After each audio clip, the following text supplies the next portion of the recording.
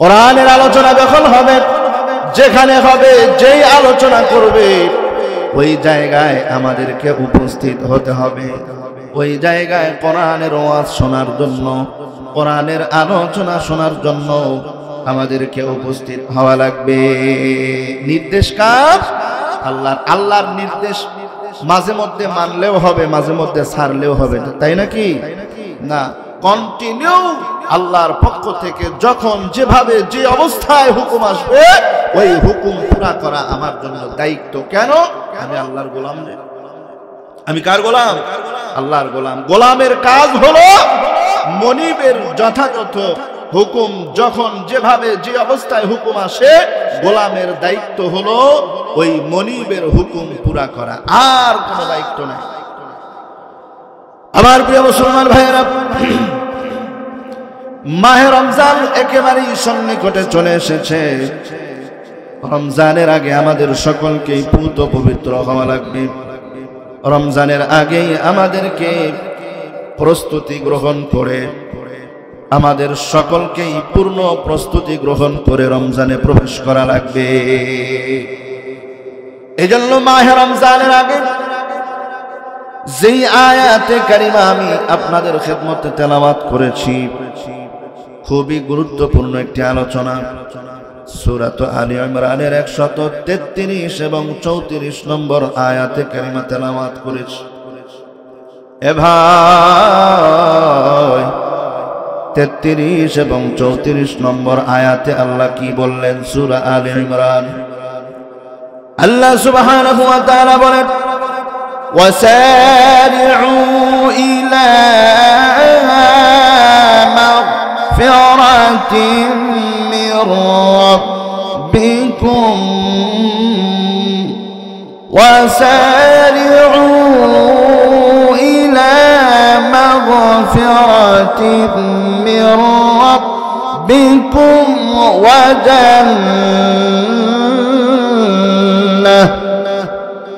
وجنة عرضها السماوات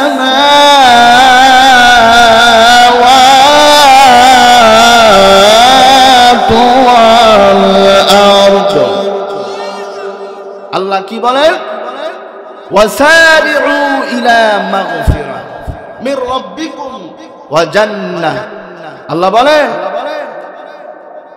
তোমরা দ্রুত অগ্রসর হও, দ্রুত ধাবিত হও, প্রতিযোগিতা করো, দৌড়াও। কিসের দিকে?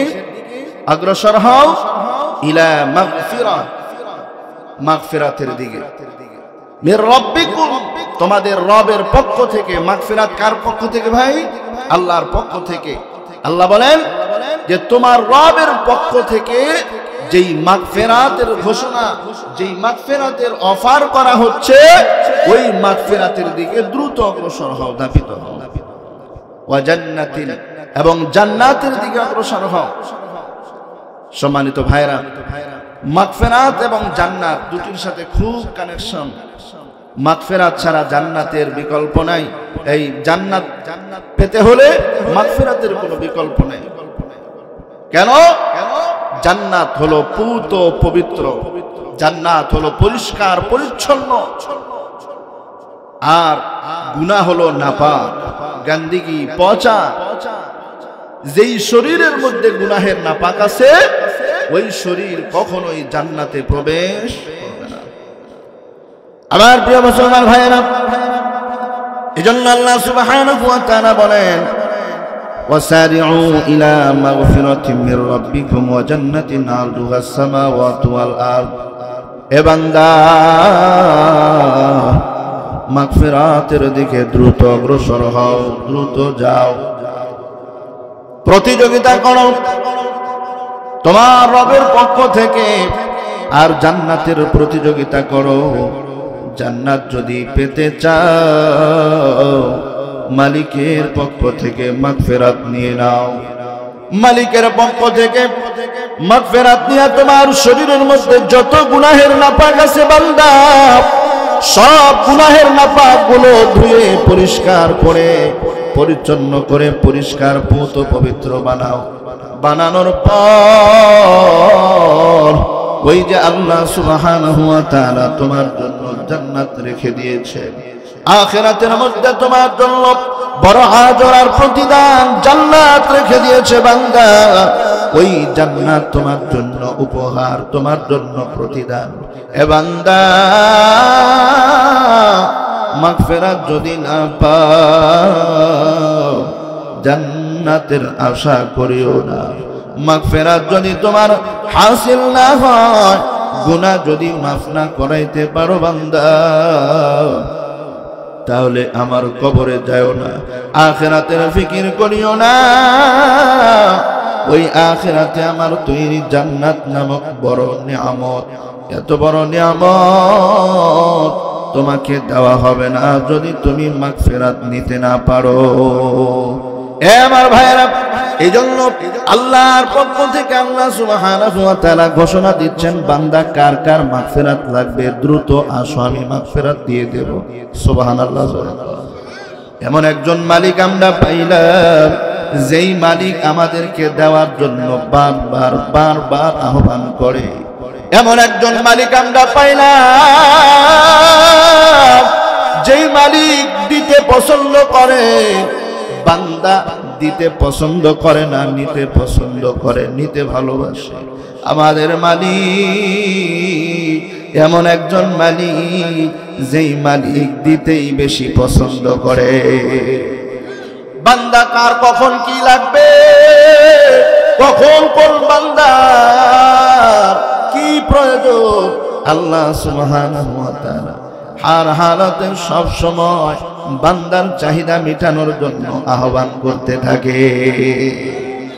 কই পাইবেন এরকম মালিক? আহারে কই পাইবে?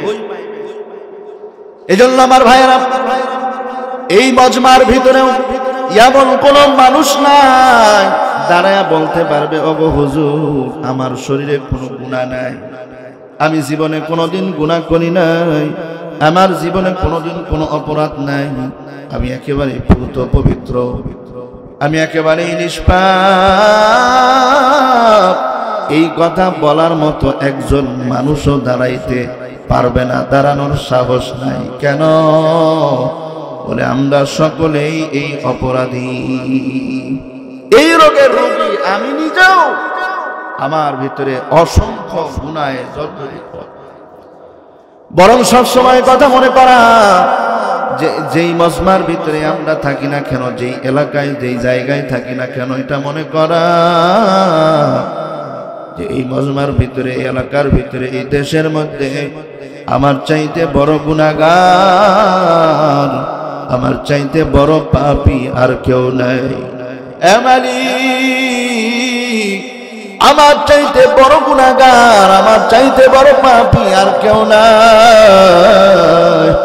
সুতরাং মালিক রে, যত গুনাহ করি না কেন, তোমার রহমতের চাইতে তো বেশি গুনাহ করি নাই। দয়া দিয়া মায়া দিয়া তোমার রহমত, আয় আল্লাহ তোমার রহমান নামের উসিলা করিয়া, আয় আল্লাহ তোমার গফর নামের উসিলা করিয়া আমার জীবনের সমস্ত গুনাহগুলো তুমি মাফ করিয়া দাও। এই নিয়ে সব সময় আমাদের দোয়া করা দরকার। কথা বলেন ঠিক কিনা? সব সময় আল্লাহ সুবহানাহু ওয়া তাআলা আমাদেরকে মাফ করার জন্য ডাকতেছেন, দ্রুত অগ্রসর হওয়ার জন্য বলতেছেন। সাহাবায়ে কেরাম রাদিয়াল্লাহু তাআলা আনহুম আজমাইন, হুজুর আকরাম সাল্লাল্লাহু আলাইহি ওয়াসাল্লামের হাতে গড়া ছাত্র তো আল্লাহর হাবিব সাল্লাল্লাহু আলাইহি ওয়াসাল্লাম সাহাবায়ে কেরামদেরকে এই মাগফিরাতের দিকে খুব দ্রুত অগ্রসর হওয়ার জন্য খুব বেশি তালকিন দিতেন, খুব বেশি নসিহত করতেন। এই জন্য সাহাবায়ে কেরাম দুনিয়াকে প্রাধান্য দিতেন না, আখিরাতকে প্রাধান্য দিতেন। দুনিয়া তো মাত্র অল্প কয়েকদিনের ক্ষণস্থায়ী, চিরস্থায়ী জায়গা কোনটা ভাই? আপনারা কি আমার কথা বুঝতেছেন? একটু আওয়াজ করে বলেন না, চিরস্থায়ী জায়গা কোনটা? আখিরাত। কোথায় আছে এটা? কোরআন শরীফ। আল্লাহ বলেন, بل تؤثرون الحياة الدنيا والآخرة خير وأبقى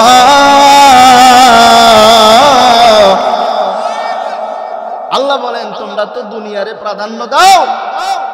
আল্লাহ বলতেছেন দুনিয়ারে প্রাধান্য দিতেছ, কারণ দুনিয়ার চাকচিক্য দেখা আখিরাতরে ভুলে গিয়েছ। অথচ আল্লাহ তাআলা বলতেছেন আখিরাত হইল খায়রুন, উত্তম, ওয়া আবকা, এবং চিরস্থায়ী। সুবহানাল্লাহ জনে কও, আখিরাত হইল উত্তম এবং চিরস্থায়ী। আমরা তো দুনিয়ার পিছনে লাগছি, আরেকজনের ভালো খাওয়া, ভালো পড়া, ভালো চলা দেখে আর সহ্য হয় না। ইসরে, এর বাড়ি হয়ে গেল দুইটা, বহুতল ভবন করে ফেললো, এই করলো সেই করলো, গাড়ি বাড়ি কোনো কিছুর অভাব নাই, আমার তো কিছুই নাই, আমি পিছে পড়ে গেলাম।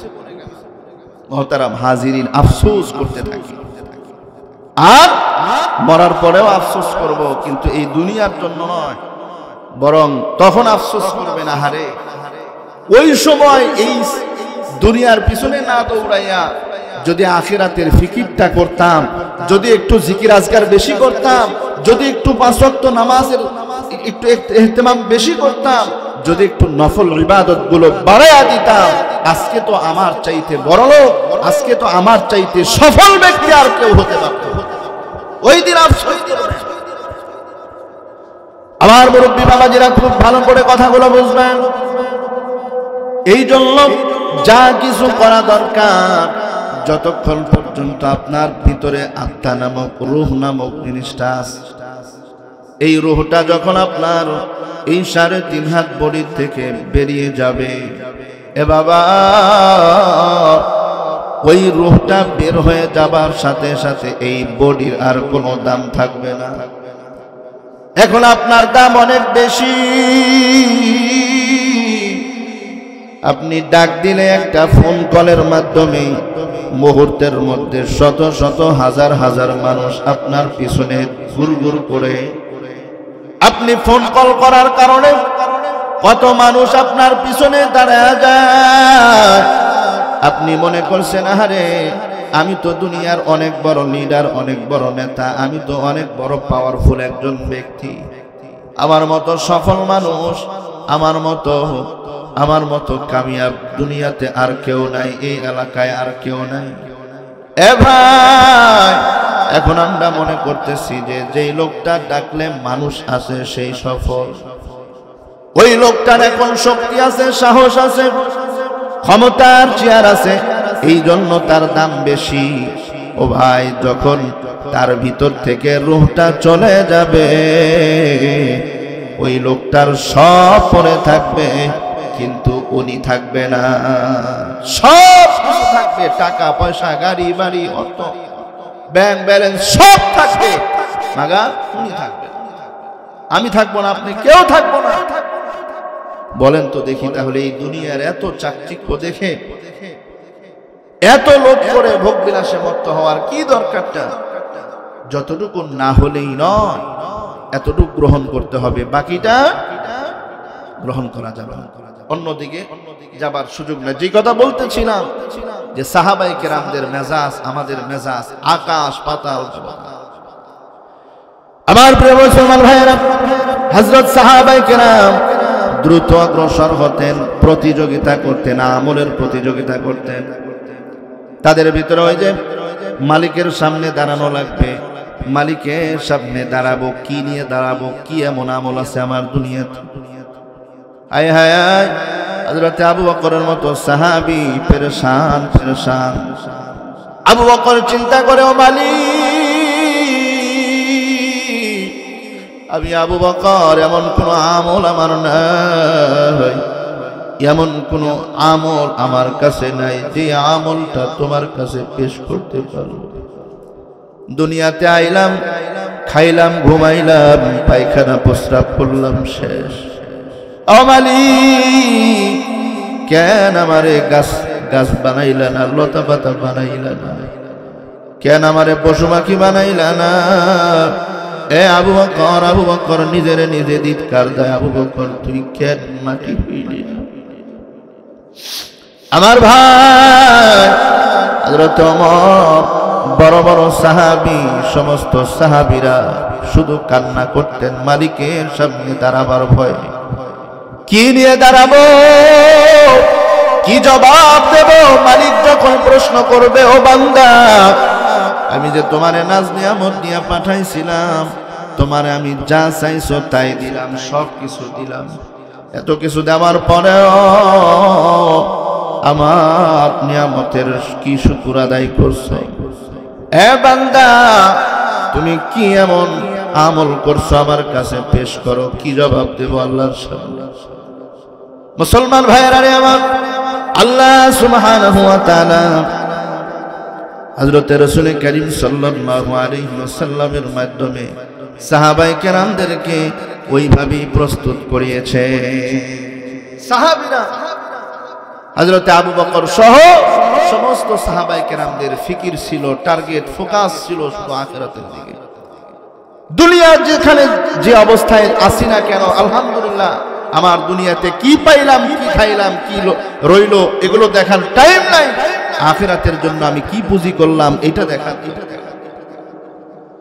সিদ্দিক আকবর রাদিয়াল্লাহু তাআলা আনহু খেলাফতের মসনদ পাওয়ার সাথে সাথে একটা তালিকা করলেন, বৃদ্ধ বয়োবৃদ্ধদের একটা তালিকা করলেন, দুস্থর অসহায় মানুষদের একটা তালিকা করলেন। এ ভাই, ওকে আমরা সবাই জানি, একটু স্মরণ করে দেওয়ার জন্য বলা। সিদ্দিক আকবর রাদিয়াল্লাহু তাআলা আনহু তালিকা করলেন, অসহায় মানুষগুলোর জিম্মাদারি দিয়ে দিলেন, বাইতুল মাল থেকে খরচের ব্যবস্থা করলেন, ত্রাণের ব্যবস্থা করলেন, মাযুর মানুষগুলোর খেদমতের ব্যবস্থা করলেন। ওই তালিকার মধ্যে একটা বৃদ্ধা মহিলার নাম ছিল, যেই নামটা আনমার্ক করা ছিল, এখনো কোনো জিম্মাদার দেওয়া হয় না। সাহাবায়ে কেরামদের মধ্যে কি পরিমাণ তামান্না ছিল, কি পরিমাণ প্রতিযোগিতা ছিল, একটু চিন্তা করে দেখেন।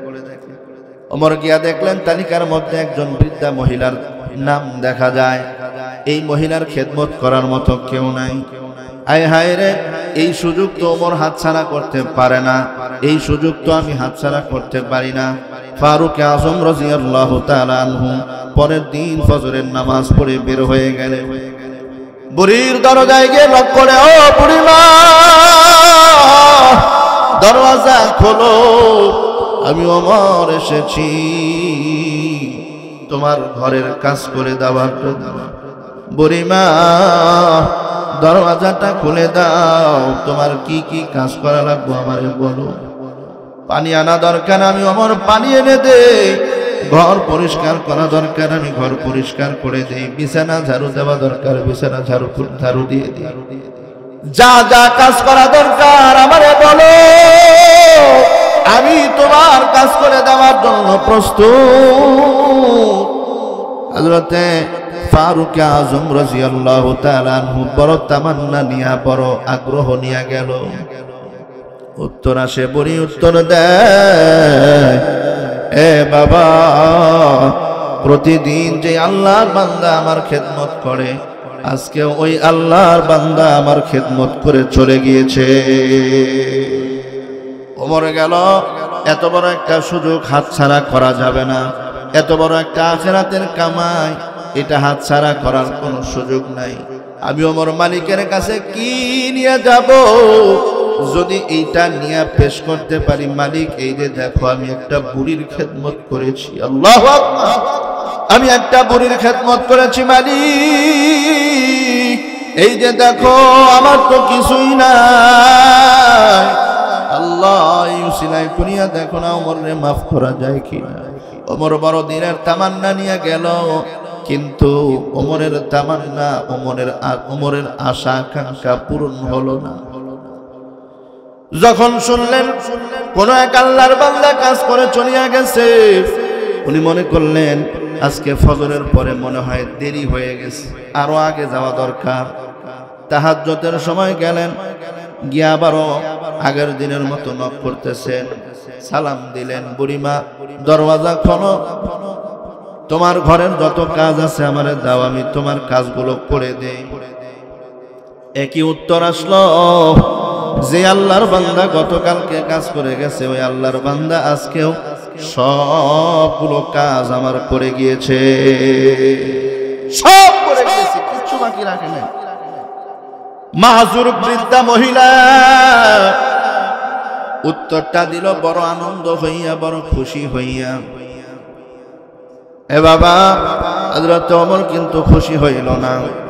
ওমর রাদিয়াল্লাহু তাআলা আনহু পেরেশান, মাথায় ঢুকে গেল পেরেশানি, বড় পেরেশান।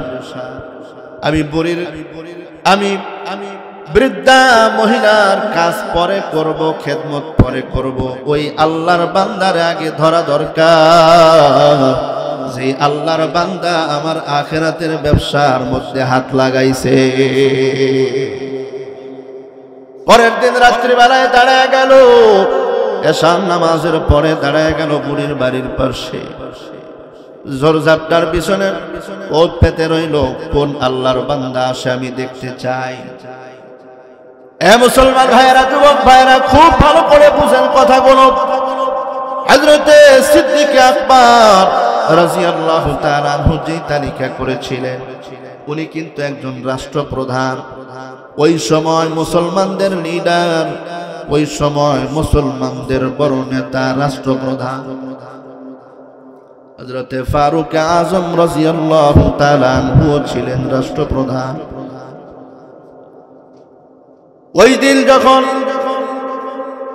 ফারুক আজম রাদিয়াল্লাহু তাআলা আনহু চেক করার জন্য বুড়ির বাড়ির পাশে দাঁড়াইলেন, গভীর রাত, অন্ধকার রাত। হযরতে ওমর রাদিয়াল্লাহু তাআলা আনহু লক্ষ্য করে দেখলেন, হাঁটি হাঁটি পা পা করে খালি পায়ে একজন বুড়ির দরজার দিকে আগায়, মাথাটা বাঁধা। হঠাৎ সামনে গিয়া দাঁড়ায় গেলেন, দাঁড়ায়া মুখের নেকাবটা খুলে ফেললেন। অন্ধকার। হযরত ওমর শক্ত দিলের মানুষ, বড় শক্ত দিলের মানুষ। ওমর ভয় পেয়ে গেলেন। ভয় পাওয়ার কথা আবু বকরের, ভয় পেয়ে গেলেন ওমর। ওমর শক্ত দিলের মানুষ হইয়া ভয় পাইয়া গেলেন। মুখের নেকাব খুলে দেখে আর কেউ নয়, ওই আল্লাহর বান্দা, বর্তমান সময়ের মুসলিমদের বড় লিডার, মুসলিমদের খলিফা, খলিফাতুল মুসলিমিন হযরতে আবু বকর। অবাক হয়ে গেলে, চোখের পানি ছেড়ে দিয়া কান্দে, এ ভাই আবু বকর, সারাদিন পেরেশান থাকো, সারাদিন রাষ্ট্রীয় কাজে ব্যস্ত থাকো, রাত্রিবেলায় একটু বিশ্রাম করা দরকার, আরাম করা দরকার। ভাই আবু বকর বড় মায়া নিয়া, দরদ নিয়া, ব্যথা নিয়ে কথাগুলো বলতেছে।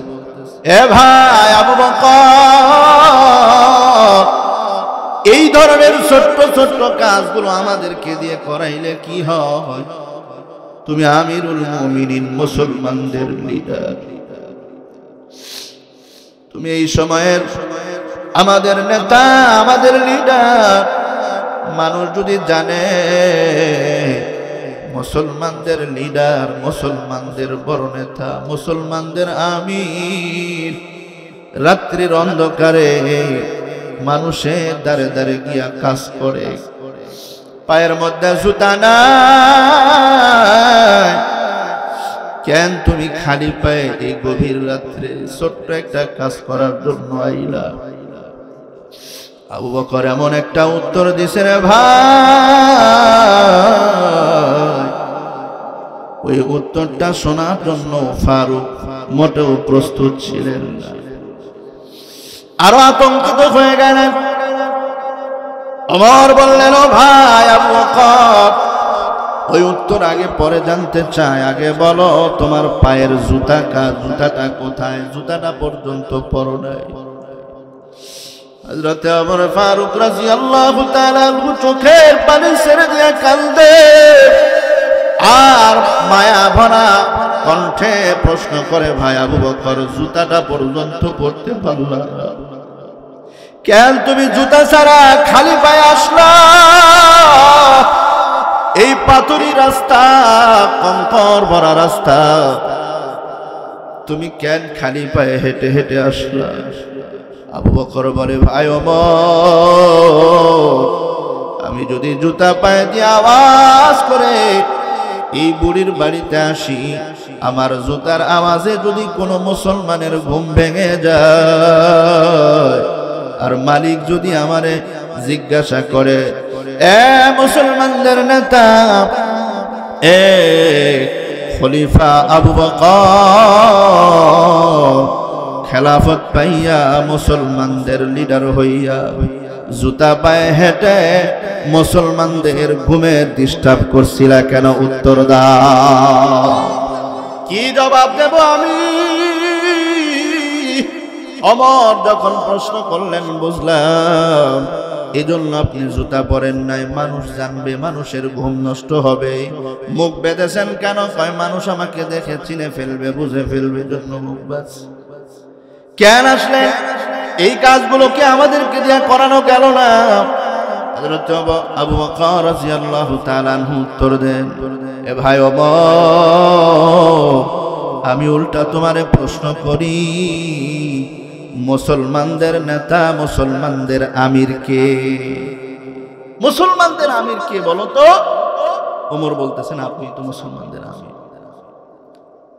আল্লাহ যখন জিজ্ঞাসা করবে, আমাকে জিজ্ঞাসা করবে না, তোমাকে জিজ্ঞাসা করবে। এ ভাই ওমর, ময়দানে মাহশারে মালিক যখন আমার জিজ্ঞাসা করবে, আবু বকর রাত্রিবেলায় ঘুমাইছো, আরাম কইরা খায়া ঘুমায় গেছিলা, আমার এক বান্দি, মাজুর বান্দি, কাজ করতে পারে না, তার খেদমতের কোনো মানুষও ছিল না, আমার ওই বান্দির খবর নিলে না, একটু খেলাফত পাইয়া, দুনিয়ার একটু ক্ষমতা পাইয়া আমারে আমার বান্দিরে ভুইলা গেল। যদি আমার কাছে জবাব চায়, আমি আবু বকর কি জবাব দেব আমার মালিকের সামনে? আল্লাহু আকবার। একটু জোরে কর না, আল্লাহু আকবার। ওমর মালিকের কাছে হিসাব দেওয়ার, জবাব দেওয়ার চিন্তায় বুড়ির কাজ করতে যায়। আবু বকর ওই আখিরাতে মালিকের সামনে জবাব দেওয়ার জন্য বুড়ির বাসায় কাজ করার জন্য মালিকের কাছে হিসাব দিতে হবে, মালিকের সামনে দাঁড়ানো লাগবে। এ ভাই, এজন্য একজন কবি কি চমৎকার করে বলেন, আরে আকিল না হো গাফিল, अरे आकिल न हो गाफिल, तुझे दुनिया से जाना है कि एक दिन अपना मुंह खुदा को भी दिखाना है, कि एक दिन अपना मुंह खुदा को भी दिखाना है। दुनियार बुद्धिजीवीरा शोनो, ए আকলমানেরা, বুদ্ধিজীবীরা, দুনিয়া পাইয়া আখিরাতের ভুইলা গেছো। আখিরাতের ব্যাপারে গাফেল হয়ো না, অচেতন হয়ো না। তোমারে কিন্তু এই দুনিয়া ছেড়ে ওই আখিরাতের পথে রওনা দিতে হবে, ঠিক কি না? আর এই চেহারা নিয়ে ওই রব্বে কারীমের সামনে দাঁড়াইতে হবে, মালিকের সামনে দাঁড়ানো লাগবে, হিসাব দিতে হবে।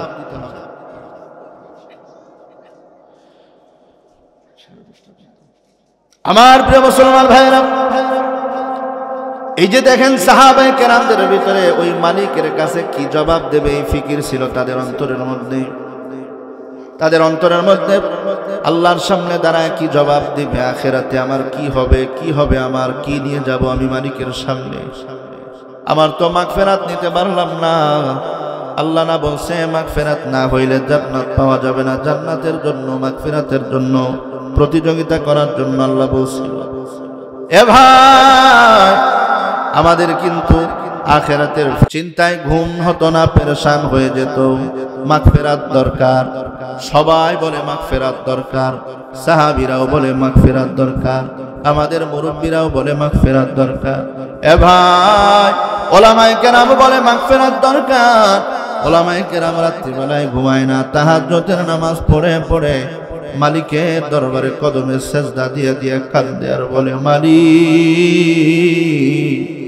জীবনে কি করলাম, যা করলাম সব অন্যায় করলাম, ভুল করলাম। এ মালিক, আমারে মাগফিরাত দাও, আমার গুনাহগুলো মাফ করিয়ে দাও, গোটা জাতির গুনাহগুলো মাফ করিয়ে দাও। যেই সময়টাতে আমরা ঘুমাই, যেই সময়টাতে আমরা ঘুমের মধ্যে আরামের মধ্যে কাটাই, ওই সময়টা হযরত উলামায়ে কেরাম তাহাজ্জুদের নামাজে যায় নামাজের মুসাল্লায় দাঁড়ায়া দাঁড়ায়া সেজদা দিয়া দিয়া মালিকের সাথে কথা কয়, ঠিক কিনা? এ বন্ধু, উলামায়ে কেরামের মাগফিরাত দরকার হতে পারে, আর আমরা মুসল্লিরা সাধারণ আওয়ামদের মাগফিরাত দরকার হয় না।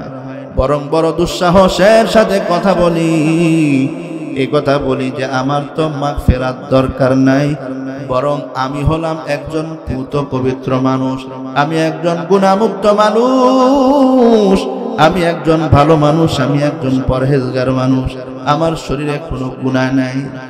এরকম মানুষ বলে কি বলে না ভাই? বহুত মানুষ আছে বলে।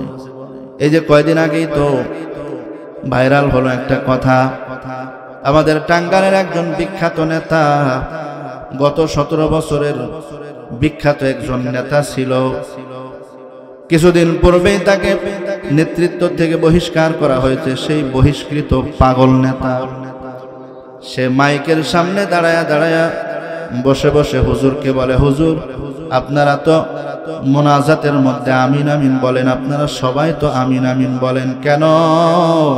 ভাই, আপনাদের ভিতরে গুনাহ আছে, অপরাধ আছে, কিন্তু আমার ভিতরে গুনাহ নাই, এজন্য আমি আমিন আমিন বলি না। নাউজুবিল্লাহ, জোরে কও। আব্দুল লতিফ সিদ্দিকী এই পাগল, সে বলে যে আমার শরীরে কোনো গুনাহই নাই, আমি মাপ চাবো কেন? নাউজুবিল্লাহ কও। আল্লাহ, মাথা ঠিক আছে না পুরাটাই গেছে? পুরাটাই গেছে। এই কথা যারা বলবে, এক আব্দুল লতিফ সিদ্দিকী না ভাই, বহু মানুষ আছে যারা নিজেদেরকে নির্দোষ দাবি করে। চাষতলে বসে বসে বহু এরকম বক্তা আছে, ওয়াজ করে ঘন্টার পর ঘন্টা, নিজেকে নিজের দোষ নির্দোষ প্রমাণ করার জন্য বহু ফতোয়া দেয়, আছে না? আবার প্রিয় মুসলমান ভাইয়েরা, এজন্য সবার মাগফিরাত দরকার। মাগফিরাতের জন্য সকলকে খুব বেশি বেশি কান্নাকাটি করা দরকার, চোখের পানি ফালায়া ফালায়া কান্দা দরকার। রমজান আসতেছে, মাগফিরাতের মাস, নাজাতের মাস। ওই মাগফিরাত, নাজাত আর রহমতের মাসে আমরা আল্লাহর কাছ থেকে মাগফিরাত নিয়ে নিব। এর আগে আমরা রমজানের পুরোপুরি হক আদায়ের জন্য ফুল প্রস্তুতি নেব ইনশাআল্লাহ। আল্লাহ আমাদের তৌফিক দান করেন, বলেন আমিন। সাহাবায়ে কেরামদের ভিতরে মাগফিরাতের কেমন তামান্না ছিল আরেকটু বলি, কষ্ট হইতেছে আপনাদের? একটু জিকির করেন তো, লা ইলাহা ইল্লাল্লাহ, লা ইলাহা ইল্লাল্লাহ। ভাই, আল্লাহর জিকির করতে মন চায় না? জোরে জোরে বলেন না, লা ইলাহা ইল্লাল্লাহ, লা ইলাহা।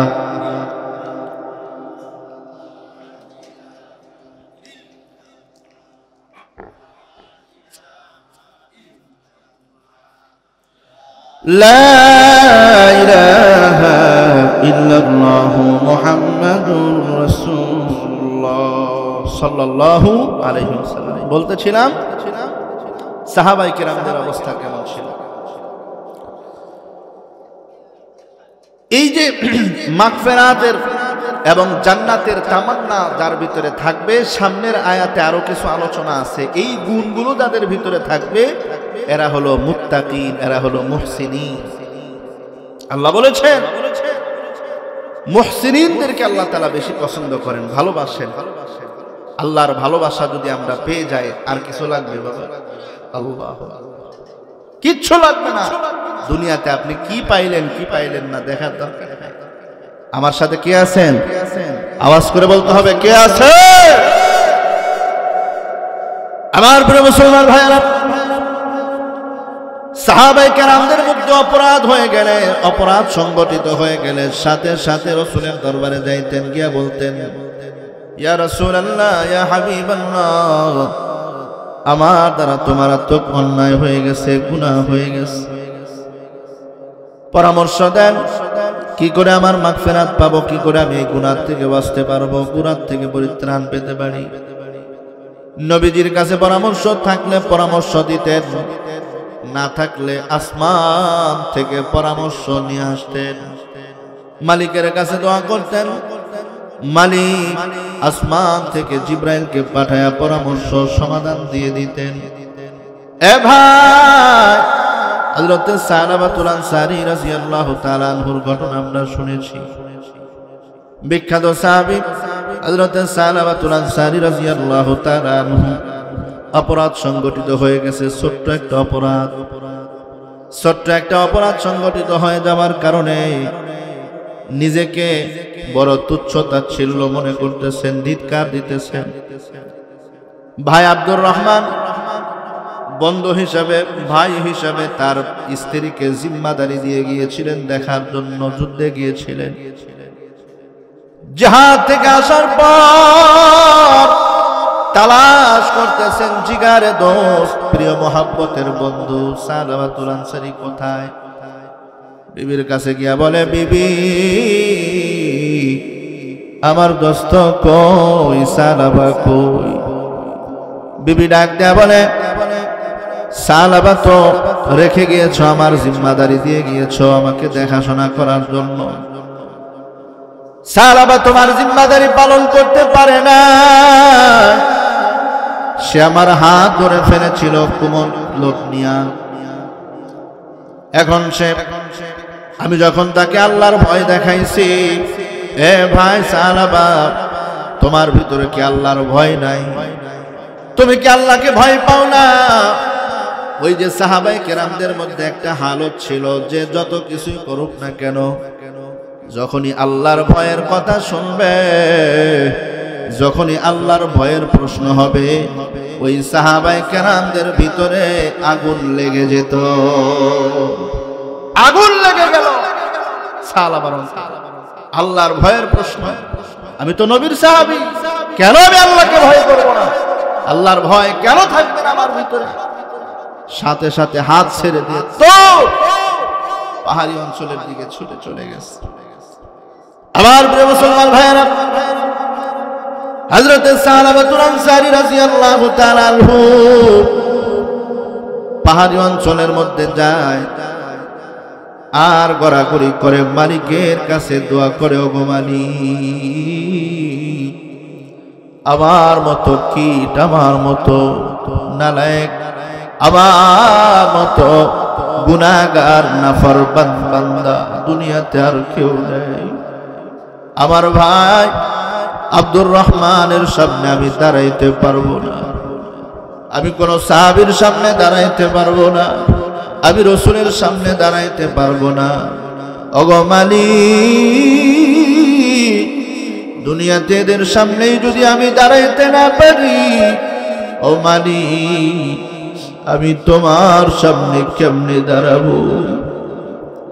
এ মালিক, দাও না, আমারে মাফ করিয়া দাও না।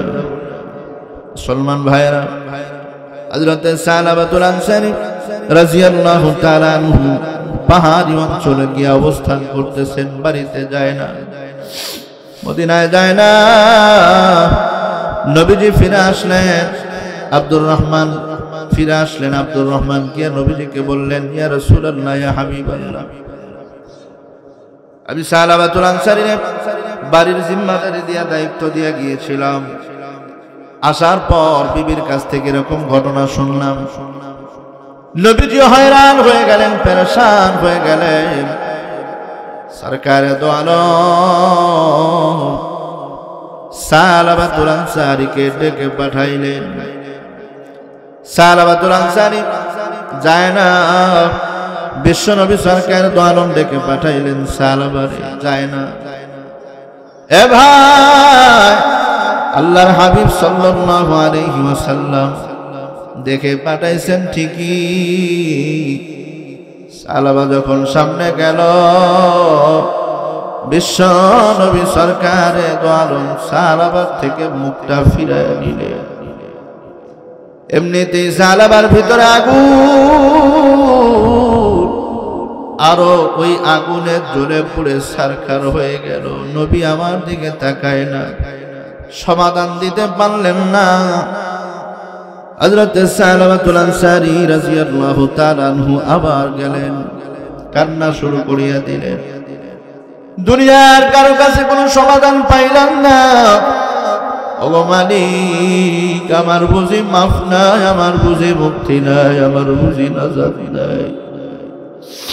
এই জীবন দিয়ে আমি কি করব? এই হায়াত দিয়ে আমি কি করব? উঠায় নাও না, আমারে উঠায় নাও। এ ভাই, সালাবাতুল আনসারী রাদিয়াল্লাহু তাআলা আনহু চিৎকার করে গোড়াগড়ি করে কান্নাকাটি করে পাহাড়ে আল্লাহর নবী সাল্লাল্লাহু আলাইহি ওয়াসাল্লামের কাছে সালাবার ব্যাপারে ওহী আসলো, ডেকে পাঠাইলেন। হযরত আলী, সালমান ফারসি সহ বড় বড় কয়েকজন সাহাবীরে পাঠায়া দিলেন, যাও আমার সালাবারে নিয়ে আসো। এ সালমান, যা আমার সালাবারে নিয়ে আয়। হযরত সালাবাতুল আনসারী খুঁজতে গেলেন, যাবার পরে কোথাও খুঁজে পাওয়া যায় না। একজন রাখালরে পাইছে, রাখালরে জিজ্ঞাসা করতেছে, ভাই রাখাল, এই পাহাড়ের মধ্যে, অঞ্চলের মধ্যে কোন যুবকরে কি দেখছো নাকি? এ ভাই, হযরত সালাবাতুল আনসারী রাদিয়াল্লাহু তাআলা আনহু, ওনাকে তো কেউ দেখে নাই, কেউ চিনে না। যুবক বলতেছে, কার নাম সালাবা আমি চিনি না, তবে আমার কাছে একটা যুবকের খবর আছে, যেই যুবকটার শরীরের মধ্যে ময়লা লাগানো, চুলগুলো এলোমেলো, ধুলাবালি মিশ্রিত। ওই যুবকটা সারাদিন ঘুরে আর কি যেন বলে, আর কান্নাকাটি করে, শুধু কান্নাকাটি করে, আর কোনো আওয়াজ দেয়। সন্ধ্যার সময় ওই যে দেখো, ওই গাছটার নিচে সে পড়ে থাকে, সেজদায় পড়ে পড়ে কাঁদে। সন্ধ্যা হবার পর ওই গাছের নিকটে গেলে তুমি লোকটারে পেতে পারো, হতে পারে সেই সালাবা। সালমান ফারসি বর্ণনা করেন, একটু পরেই সন্ধ্যা হয়ে গেল, আমরা গেলাম, যাবার পরে দেখলাম ওই গাছের নিচে গর্তের মধ্যে সেজদায় পড়ে আছে, সালাবারে দেখা যায় না, একেবারে জীর্ণ শীর্ণ অবস্থায় পড়ে আছে, শরীরের মধ্যে কিছুই নাই, একেবারে শুকনো অবস্থায় পড়ে আছে। দুইজনে দুই বাহু ধরে উঠাইলাম, দাঁড় করাইলাম। সালাবা পাগলের মতো ব্যবহার করে, আমারে কই নিতেছো, আমারে কোথায় নিতেছো? সালমান ফারসি রাদিয়াল্লাহু তাআলা আনহু বলে, হাবিব তোমারে ডেকে পাঠাইছেন মদিনায় যাওয়ার জন্য, তোমারে নিয়ে যাবার জন্য আমাদেরকে পাঠাইছে। সালাবাতুল আনসারী বলে, না, আমি মদিনায় যেতে চাই না, আমি রাসূলের দরবারে যেতে চাই না। এই নাফরমান, এই গুনাহগার কি জাহান্নামের কীটে হাবিবের সামনে আমারে নিও না। ভাইরে, সাহাবায়ে কেরাম ছিল, আখিরাতের পেরেশানি কেমন ছিল দেখ। হযরত সালাবাতুল আনসারী রাদিয়াল্লাহু তাআলা আনহু কোনোভাবেই যেতে রাজি হয় না, যেতে চায় না। দুইজন ধরে জোর করে নবীজির সামনে নিয়ে যাওয়া হলো।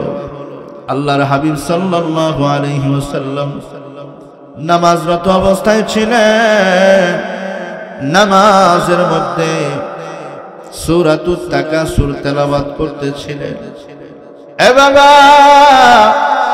সূরাতুত তাকাসুর তেলাওয়াত করতেছিলেন নবীজি নামাজের মধ্যে। সালাবাতুল আনসারী পিছনের কাতারে দাঁড়ায়, কোনায় দাঁড়ায় গেছে জীর্ণ শীর্ণ অবস্থায়। হুজুর যখন সূরাতুত তাকাসুর শুরু করলেন, আলহাকুমুত তাকাসুর,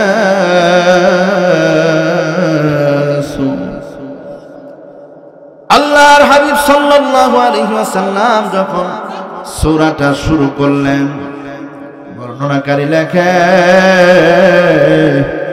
সাথে সাথে সালাফা ওই যে ভিতরে আগুন জ্বলতেছিল, কলিজার মধ্যে আগুন জ্বলতেছিল, ওই আগুনটা বোমাকার ধারণ করে সূরাটা তেলাওয়াত শুরু করতে দেরি ভিতরটা পড়ে সাথে সাথে জমিনের মধ্যে পড়ে যায়। সালাবাতুল আনসারী দুনিয়ার মায়া ছেড়ে পরপারি পারি ডুবায় জমিনের মধ্যে পড়ে যায়।